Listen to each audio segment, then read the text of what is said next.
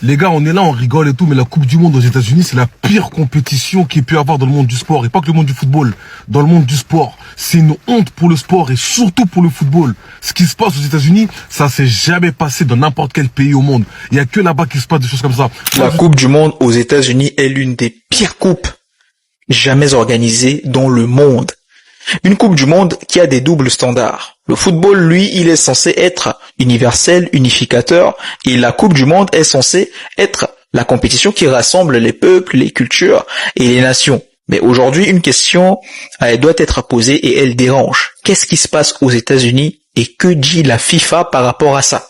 C'est officiellement la Coupe du Monde la plus éclatée, la plus ridicule de l'histoire. Est-ce que vous vous rendez compte que la FIFA a demandé à la fédération haïtienne de changer leur maillot à quelques heures du début de cette Coupe du Monde de l'athlétisme? Même les Ivoiriens, ils sont sanctionnés pour cette Coupe du Monde, les gars, franchement, je comprends pas. Moi, je vous ai dit à la base, les States, c'est un pays de Timberland. Ils sont bons qu'à mettre des Air Force One. C'est ça leur domaine, c'est le crump. La vie de ma mère, faire une Coupe du Monde aux États-Unis, c'est comme ouvrir un KFC dans une ferme. Il y a que des vaches et des moutons, tout le monde est herbivore. Il y a personne qui mange du poulet. À quoi ça sert? C'est comme construire un arrêt de bus en plein océan Atlantique. Il y a que des bateaux. Pourquoi tu mets un arrêt de bus? Venez, on les met dans la sauce. Quand c'est un pays africain qui fait des bêtises similaires au niveau de l'organisation, on est les premiers à rigoler, les premiers à les charrier. Là, c'est les Kerry qui font ça. Venez, on les insulte, venez, on se moque d'eux. Arrêtez d'avoir peur de The Game. On s'en bat les couilles de Lil Wayne. Il va rien faire. Ce qui se passe au States, c'est du jamais vu, la famille. T'as l'équipe de l'Angleterre qui s'entraîne, et t'as Jarrell et Mick Mill qui se tirent dessus à côté. Fusillade, Crip Blood. La Mara Salvatrucha. Même dans Snowfall, il n'y a pas ça. Les supporters congolais, ils ont payé leur billet d'avion, ils ont payé leur place, leur hôtel. On leur refuse le visa par rapport à Ebola. Et quand il s'agit de rembourser, on leur dit d'aller à Compton pour récupérer ça en main propre. Ah, Seigneur, à Compton en main propre. Ouais, bah ouais. Même Tupac Shakur, il a pas survécu. Nipsey Hussle a mangé une balle dans le cou. Et ça va pas Bodoro va arriver au stade. Hey, I want my money. Ouais, bah ouais, super. L'équipe du Sénégal, elle a pu mettre les pieds au stade, mais ils se sont fait contrôler pendant 7 heures. La vie de la mère, ils se sont fait contrôler pendant 7 heures. Même Franklin Saints, on l'a pas autant fouillé. Même Stringer Bell dans The Wire, on l'a pas autant fouillé, ZB. Ils l'ont fouillé, ils les ont fouillés de midi à 10. Donc, you are fouilling Emané, Evanda midi, 6 o'clock. Mais you are not serious. Mais what is going on, everybody? Carrément, je parle anglais pour qu'ils captent un petit peu les Kerry, parce que faut qu'ils comprennent notre mécontentement. Franchement, you are not serious. What is it? What is it? This is a shit. Les Irakiens, eux, ils ont bloqué leur photographe. Le photographe, il avait un visa valable, mais ils ont dit c'est mort. Ils rentrent pas au stade, donc eux, ils ont pas de photographe. Donc pas de photos, pas de souvenirs. C'est la pire coupe du monde. C'est la pire compétition, tout sport confondu. Les États-Unis, c'est un pays à bannir. Je le dis haut et fort. C'est un pays à bannir. Ils sont racistes. Ils sont remplis de haine. On n'a même pas le droit de supporter notre nation. On n'a même pas le droit de visiter sans qu'on nous pose 36 000 questions, sans se faire traiter comme des terroristes. C'est des racistes. C'est un pays à bannir. T'as vu là, je suis remonté. Je vais tout whippin. Aya Nakamura, elle est plus fraîche que Cardi B. Je m'en bats les couilles. Voilà. Shai, elle est plus fraîche que toutes les Pussycat Dolls. Voilà. Je m'en bats les couilles. Qu'est-ce qu'il y a? Quoi? Ta gueule. La tête de ma mère, je suis grave énervé contre les Kerry. Tout ce qui se passe là-bas, je m'en fous, je calcule plus rien. Plus de snapback, plus de Timberland, plus d'Air Force. Je mets plus rien. Ici, c'est des requins Vapormax. Foot corner, Quechua, bats les couilles. Arrêtez de donner la force aux Américains. Ils nous aiment pas, ils nous ont jamais aimés. C'est des racistes, c'est des haineux. Et vous là, tous les rappeurs français là, je vais tous vous menacer, écoutez-moi bien. Si j'envoie faire un feat avec un Kerry, la tête de ma grand-mère, que lui et moi, si je le croise, gradure, yo. Toi, si je te vois avec Mick Mill, si je te vois avec Mick Mill, yo. Comment peut-on parler d'une Coupe du Monde ouverte à tous lorsque certains participants semblent être traités différemment selon leur nationalité ou leur passeport? Ce n'est pas normal. L'affaire qui a le plus choqué l'opinion publique récemment est celle de l'arbitre somalien Omar Hartan. Cet arbitre-là n'était pas un inconnu, pas un migrant, pas un danger public. Il avait été sélectionné officiellement par la FIFA, il disposait d'un visa valide et aussi d'une accréditation officielle. Donc il devait devenir le premier arbitre somalien de l'histoire à participer à une Coupe du Monde. Et ça aurait été un plus énorme pour sa carrière. Et pourtant, à son arrivée à Miami, il a été refoulé et privé de participation malgré sa sélection officielle par la FIFA. Ce n'est pas normal. Pourquoi laisser les délégations faire leur démarche de visa pour après leur refouler une fois arrivés sur le sol américain. C'est totalement mesquin. Et donc les autorités américaines ont évoqué des problèmes de vérification, sans fournir publiquement davantage de détails. Donc vous voyez l'incohérence. Et la FIFA a confirmé également de son côté qu'elle n'avait aucun pouvoir sur les décisions migratoires du pays organisateur. Comme par hasard. À partir de là, une question légitime mérite d'être posée. Comment un arbitre choisi par la FIFA pour la plus grande compétition sportive du monde peut-il être empêché de participer par le pays hôte? Point d'interrogation. Et surtout, que se serait-il passé si cela avait eu lieu dans un pays africain ou encore dans les pays du Sud global? On s'en souvient très récemment du Qatar. Il y avait des scandales en ce qui concerne les droits de l'homme. Les critiques auraient été immédiates. Les médias internationaux auraient parlé d'organisations chaotiques. Les appels aux sanctions auraient fusé. Pourtant, ici, le scandale existe, mais les réactions restent limitées. Et au contraire, le président de la FIFA a eu, d'ailleurs, si vous le souvenez, à offrir un prix de la paix à Trump. Et ce n'est pas le seul incident, celui de l'arbitre. Plusieurs difficultés ont été signalées concernant des délégations et des officiels provenant de pays soumis à des restrictions migratoires ou à des tensions diplomatiques avec les États-Unis. En l'occurrence, l'Iran, l'Irak, la Somalie et bien d'autres pays qui ont été dans le travel ban. Des responsables iraniens ont rencontré des problèmes de visa. Des officiels irakiens ont été confrontés à des procédures compliquées, extrêmement compliquées. Des joueurs et des membres de délégation ont signalé également des interrogatoires prolongés ou des difficultés administratives particulières. En l'occurrence, le joueur irakien qui a passé 7 heures assis sur une chaise en plastique dans un aéroport. Le problème n'est pas uniquement administratif, les amis, détrompez-vous. Une coupe du monde ne devrait pas dépendre de la nationalité d'un arbitre, d'un officiel ou d'un supporter. Le football, lui, il est censé, comme je l'ai dit à l'entame de mes propos, mais je vais encore en rajouter, transcende les frontières politiques. Or, aujourd'hui, la géopolitique semble parfois s'inviter au cœur même de la compétition, et c'est totalement dommage. C'est là que beaucoup de supporters du Sud global, des pays du Sud global, ressentent une forme d'injustice. Depuis des décennies, lorsqu'un événement sportif est organisé dans un pays africain, asiatique ou latino-américain, chaque dysfonctionnement devient immédiatement un sujet mondial et d'autodérision. Les infrastructures sont scrutées, l'organisation est critiquée, la sécurité est analysée dans les moindres détails. Mais lorsque des problèmes apparaissent dans une grande puissance, entre guillemets, économique, militaire, occidentale, les réactions semblent souvent plus mesurées, comme on peut le constater. Cette différence de traitement nourrit un sentiment de 2 poids, 2 mesures. Voyez par vous-même comment les joueurs sénégalais ont été accueillis. Le football mondial prétend défendre l'universalité, ok, mais l'universalité suppose que les règles soient les mêmes pour tous. Elle suppose également que tous les participants soient accueillis avec la même considération, pas privilégier certains et frustrer d'autres. Ce débat dépasse d'ailleurs largement le football, les amis. C'est géopolitique, c'est politique là. Les États-Unis sont en train de faire quelque chose de très grave. Ils touchent à une question plus profonde, les amis. Les grandes puissances bénéficient-elles d'une indulgence dont les autres pays ne disposent pas? Question. Car lorsqu'un arbitre africain sélectionné par la FIFA est empêché de participer à la Coupe du Monde, malgré son accréditation officielle, il ne s'agit plus seulement du sport. Alors là, non.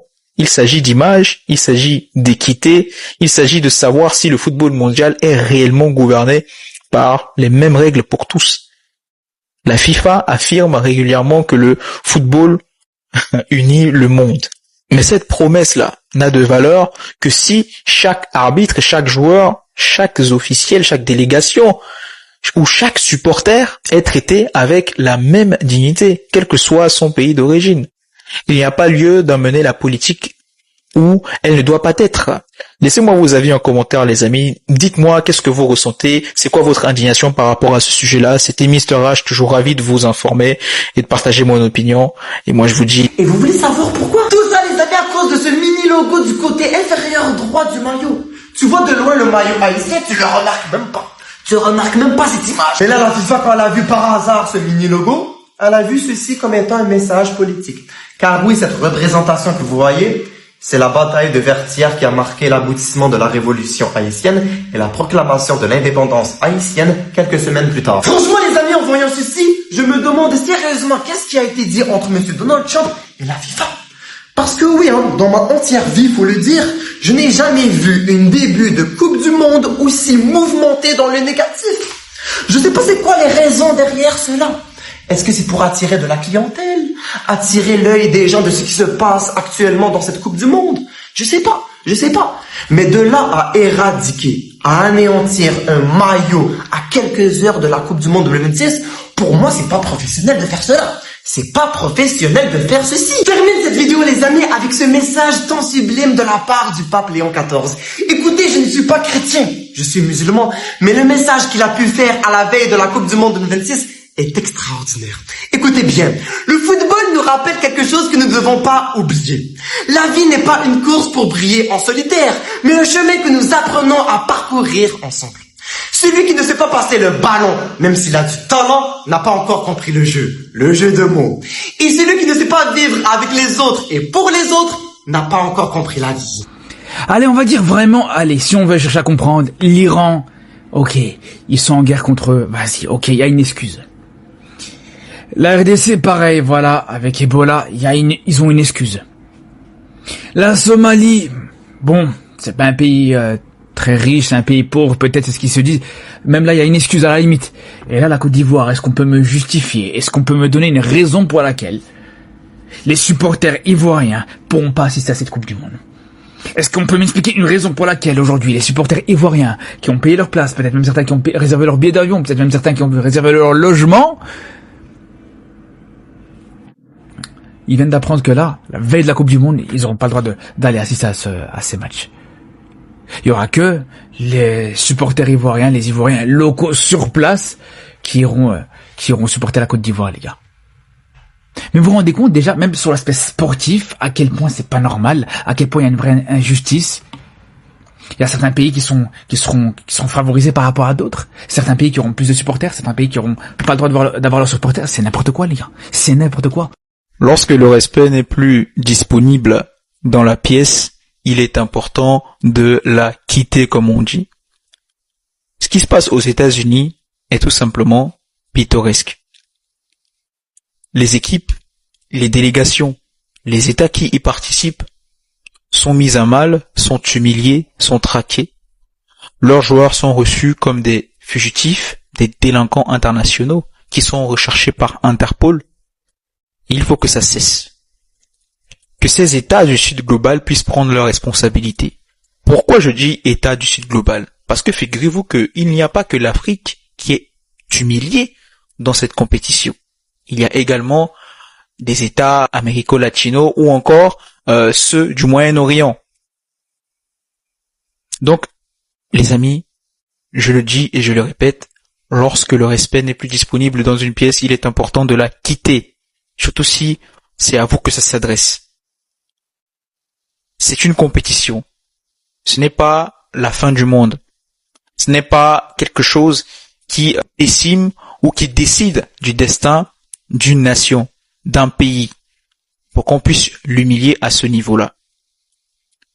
Et je veux que vous partagiez cette vidéo-là pour que ça puisse arriver aux oreilles de nos dirigeants, de nos organisations, particulièrement en Afrique, pour qu'ils puissent prendre leurs responsabilités.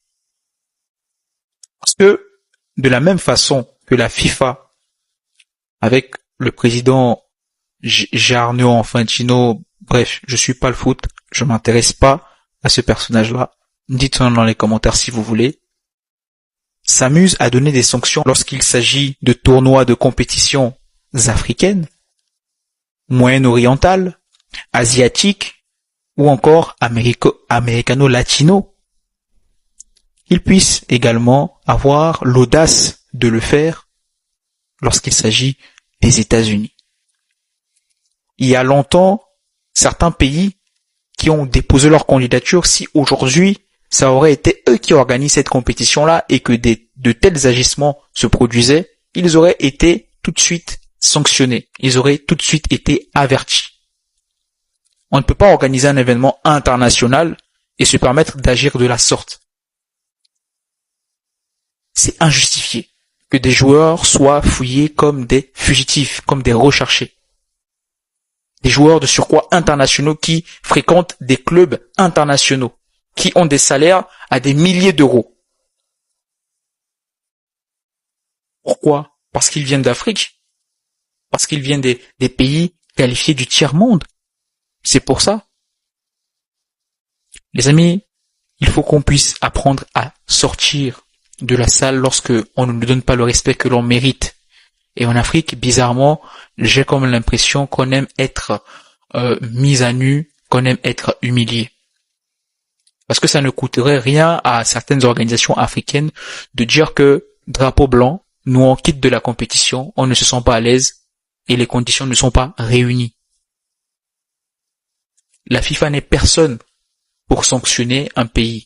La FIFA n'est personne pour sanctionner une organisation.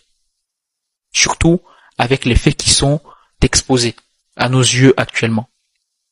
Laissez-moi vos avis dans les commentaires, donnez-moi votre indignation, dites-moi ce que vous ressentez, qu'est-ce que vous proposez à toutes les équipes qui sont humiliées, toutes les organisations qui sont humiliées, toutes ces problématiques-là, quel serait le meilleur stratagème à mettre en place afin de pouvoir boycotter comme il se doit cette Coupe du Monde. On a des billets qui coûtent astronomiquement cher, on a des problèmes de visa, on ne peut pas s'y rendre tranquillement. Et j'imagine même que pendant ce tournoi-là, vous verrez la patrouille de la ICE qui risquerait même de confondre, n'est-ce pas, les supporters internationaux à des migrants. J'en suis sûr et certain que de telles bavures auront lieu. C'était Mister H, toujours ravi de vous informer et donner mon opinion. Laissez-moi le vôtre dans les commentaires. Et moi je vous dis vraiment des foutaises à l'état pur. Je vous laisse écouter le président de la FIFA, Gianni Fontino, je sais pas trop. Écoutez-le. Very aggressive world and security goes above everything. You're from BBC. BBC. You know, in 2035, I think, we hope, the Women's World Cup will be in the UK, right? Still needs to be a decision, but looks like. Would you find it normal that FIFA would dictate to the British government who to let in the country and who not to let in the country? I don't know. Maybe. Maybe you find it normal. I would like, personally, on the other side, the reality of the matter is that in every country there are governments. Try to get into the UK, into Germany, into Switzerland, without a visa. Try to get a visa if you are from a certain country. It's not easy. That's what I want to say. It's not easy when you have 300,000 accredited people, majority of which from outside. Alors, on va s'arrêter là parce que ça ne sert à rien d'écouter toutes les sottises qu'il a pu raconter durant cette conférence. Alors, Monsieur Infantino nous dit quoi? Premièrement, la FIFA n'est pas une organisation politique. Deuxièmement, pour l'arbitre somalien Omar Artan, c'est malheureux, mais la FIFA ne pouvait rien faire de toutes les façons. C'est au pays d'accueil de décider de qui entre, qui sort et de ses politiques d'immigration. Comme par hasard, on va déconstruire tout ça, les amis. Alors, moi je vais poser ici quelques faits qui montrent que ce qu'il est en train de dire, ce sont des bêtises. Et je pense que vous également, vous le savez. La Russie, qui est aujourd'hui exclue de la majorité des compétitions internationales, c'est quoi? C'est pas politique. Ok. Le traitement que subit particulièrement l'Iran avec ses joueurs, qui vont se retrouver en train de faire des allers-retours en avion dès qu'ils terminent leur match. C'est quoi? C'est pas politique. Les amis, on continue. Ce matin, j'ai appris comme quoi Haïti a été sommé de changer son maillot, etc., etc., parce que le message qui est sur le maillot, comme quoi la liberté d'Haïti, c'est politique, ça dérange, c'est pas bien. Comment on appelle ça? C'est pas une position politique de la FIFA, là? Donc la FIFA, aujourd'hui, du moins, le président de la FIFA dit que c'est pas une organisation politique. Alors qu'il passe le temps à jouer au lèche-botte de Trump, Je vous invite à aller regarder son compte X et les déclarations qui sont dessus vont vous faire vomir. Ah, Donald Trump, il est fabuleux. Donald Trump, c'est un homme de vigueur. Donald Trump, c'est un homme qui est loyal. Donald Trump, c'est vraiment le meilleur président des États-Unis. Il passe le temps à cirer les pompes de Trump. Donc vous voyez à qui on a affaire. Et vu ses agissements, moi j'en conclus qu'il est raciste. Parce que si quelqu'un a pour exemple l'attitude, la politique, les pensées de quelqu'un comme Trump, les amis, je suis désolé, cette personne-là est raciste. C'est aussi simple que ça. Trump, lui, la différence c'est qu'il l'assume. Mais il y en a d'autres qui font semblant comme si... Non, c'est normal. C'est juste être pragmatique. Alors que ce n'est pas du pragmatisme, c'est du racisme. Je ne sais pas comment se passent les votes des présidents de la FIFA, mais c'est complètement déplorable d'avoir un tel personnage. Lorsqu'il s'agit d'organiser les compétitions internationales, ce sont les pays qui déposent leur candidature qui se soumettent aux conditions de la FIFA, et pas l'inverse. Donc si les États-Unis ont décidé d'accueillir cet événement avec le Mexique et le Canada, pourquoi le Canada, le Mexique se plient aux conditions de la FIFA et les États-Unis décident de ne plus se plier aux conditions de la FIFA? Et par ailleurs, la FIFA décide cette fois-ci de ne pas sanctionner comme elle le ferait chez les autres.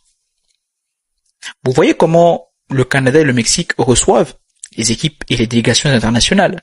Et regardez le traitement qui est infligé à tous ceux qui atterrissent aux États-Unis.